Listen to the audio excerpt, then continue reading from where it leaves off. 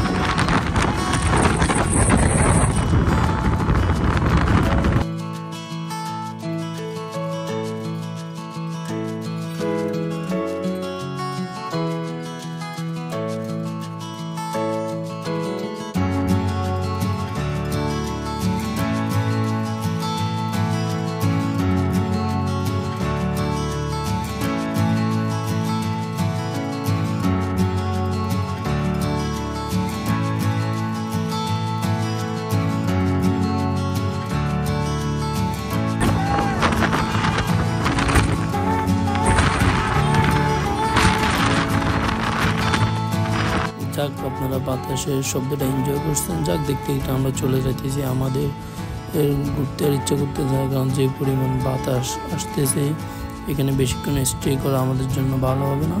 এই জন্য আমরা চলে যেতেছি। ওকে, ইনশাল্লাহ নেক্সট ব্লগে আবারও দেখা হবে এবং চ্যানেলটা সাবস্ক্রাইব করে দিবেন এবং শেয়ার করে দিবেন। ইনশাল্লাহ নেক্সট টাইম আবার নতুন নতুন সুন্দর ইন্টারেস্টিং ব্লগ নিয়ে আপনাদের সাথে আবারও অভিজ্ঞতা শেয়ার করব।